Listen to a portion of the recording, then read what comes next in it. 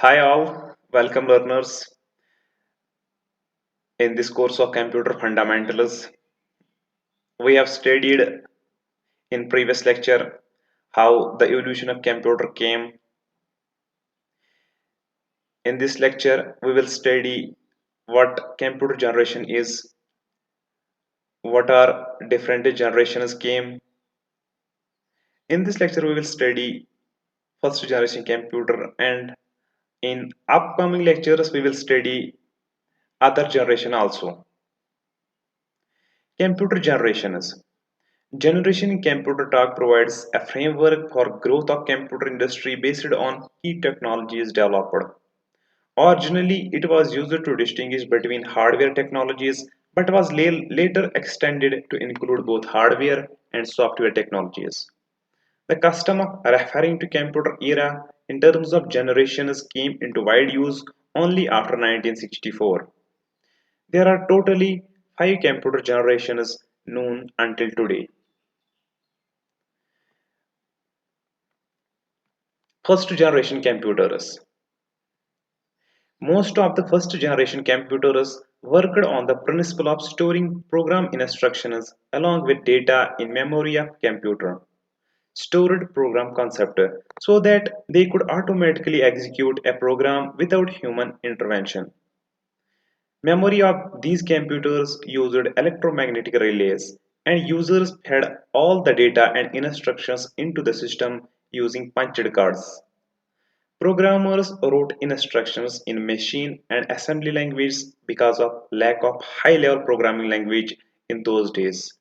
Since machine and assembly language are difficult to work with, only a few specialists understood how to program these early computers. First generation जो computer है उसका जो main principal था program store करना जो programme की instructions है उनको स्टोर करना उसके साथ साथ डेटा कंप्यूटर में उससे क्या होता था कि उससे जो भी काम वो ऑटोमेटिकली एग्जीक्यूट होता था मेमोरी के लिए first generation computers memory purpose के लिए हम इलेक्ट्रोमैग्नेटिक रिलेज यूज करते थे और जो यूजर्स होते थे वो अपना सारा डेटा और जो भी उनके पास इंस्ट्रक्शंस होती थी वो सिस्टम में रखते थे यूजिंग पंचड कार्ड्स इसका मतलब ये है कि फर्स्ट जनरेशन ऑफ कंप्यूटर्स में पंच कार्ड्स का इस्तेमाल किया जाता था प्रोग्रामर्स जो इंस्ट्रक्शंस लिखते थे वो लिखते थे इन मशीन एंड असेंबली लैंग्वेज में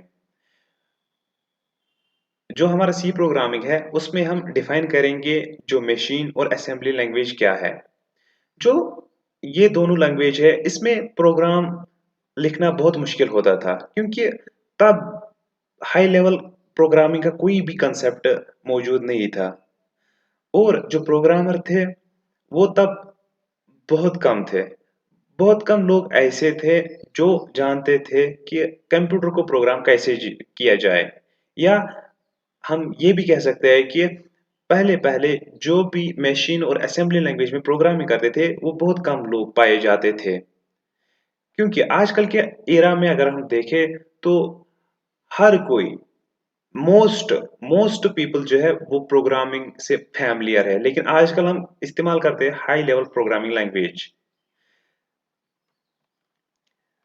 Characteristics of first generation computers.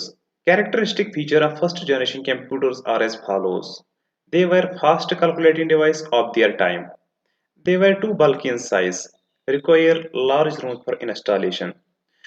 जो फर्स्ट जनरेशन ऑफ कंप्यूटर है उसकी खसूसियत क्या थी वो फास्ट कैलकुलेटिंग डिवाइस माने जाते थे तब जमाने की वो सबसे फास्ट कंप्यूटर मशीन मानी जाती थी उनका जो साइज होता था वो बहुत हैवी होता था बहुत सारी बहुत बड़ी बड़ी बिल्डिंग उसके लिए लग रही थी एक मशीन को रखने के लिए हमें बड़ी बिल्डिंग की जरूरत पड़ती थी they used thousands of vacuum tubes that emitted large amount of heat and burned out frequently. Hence, the rooms or areas in which these computers were located had to be properly air conditioned. जो first generation computer था उसमें thousands of vacuum tubes की जरूरत पड़ती थी, जिससे क्या होता था, जब वैक्यूम ट्यूब्स वो हीट प्रोड्यूस करते थे और जिससे ये होता था कि वो बर्नट होते थे। जब हीट ज्यादा प्रोड्यूस होती थी तो वैक्यूम ट्यूब्स जल जाते थे। लेकिन तब के ज़माने में हमें क्या ज़रूरत पड़ता था, जिस जहाँ पे भी जिस रूम्स में और जिस एरिया में भी वो मशीन होती थी, वो रूम हमें एयर कंडीशंस बनाने पड़ते थे, ताकि जो वैक्यूम ट्यूब उससे वो उतना बर्न्ड ना हो, वो इतनी हीट अगर प्रोड्यूस करे भी, लेकिन एयर कंडीशंस क्या काम करती थी कि वो जो एयर बर्न्ट वो उनकी जो air condition, we know that what air condition do. Each vacuum tube consumed about a watt of power. Since a computer typically use more than 10,000 vacuum tubes, power consumption of these computers was very high. पहले ज़माने के जो computer थे उनमें जो vacuum tube half watt of power use होता था उनमें, उससे क्या होता था, एक कंप्यूटर में 10,000 वैक्यूम ट्यूब्स लगते थे और जो कंप्यूटर में पावर सप्लाई लगती थी वो बहुत ज्यादा होती थी, was very high. As vacuum tubes use filaments, they had a limited life. Because a computer uses thousands of vacuum tubes, these computers was prone to frequent hardware failure.